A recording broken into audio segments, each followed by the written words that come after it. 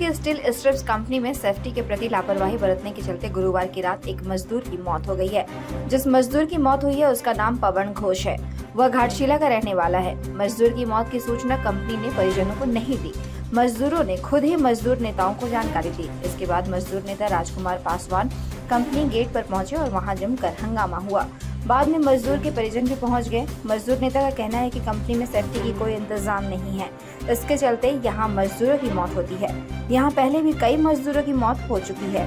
अब गुरुवार की रात पवन घोष की मौत हो गई है। उन्होंने बताया कि कंपनी में एक गाड़ी चलती है और गाड़ी ने ही मजदूर को कुचल दिया है।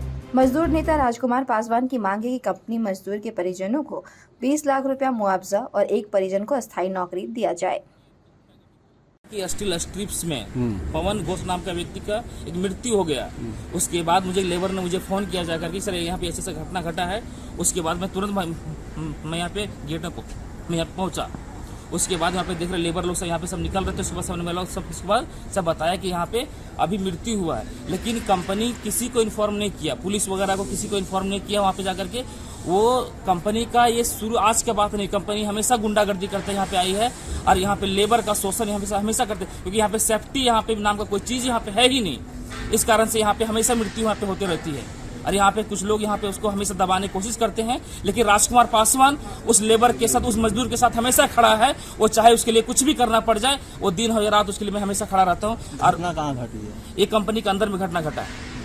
मजदूर क्या कार्य करते थे? वो यहाँ पे कंपनी के अंदर ग्राइंडिंग का काम करते थे। वो मजदूर कैसे हुआ उनका? उसको एक अंदर में गाड़ी चलती थी, वो गाड़ी उसको एक्सीडेंट किया है, ठीक है, गाड़ी कुचल दिया गया है और उसी के द्वारा यहाँ पे उस व्यक्ति का मृत्यु हो गया।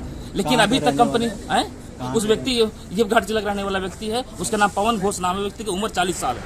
उस व्यक्ति अभी आप लोग क्या मांग कर रहे हैं? हम लोग का मांग है उस व्यक्ति का, जो उस व्यक्ति की 40 साल उम्र हो रहा है, उसका बच्चे फैमिली परिवार है, उसका आगे जीवन कैसे यापन चले, उसके लिए हमारा डिमांड है उस व्यक्ति को 20 लाख रुपया और उसके फैमिली किसी व्यक्ति को परमानेंट यहाँ पे जॉब दिया जाए। ये हमारा डिमांड है। उसके हक अधिकार के लिए राजकुमार पासवान हमेशा खड़ा रहे। वो ना हम लोग आए हैं तो कि हमला थाना प्रभारी महोदय भी है, सब जो है सो अपना कार्य कर रहे हैं, है ना।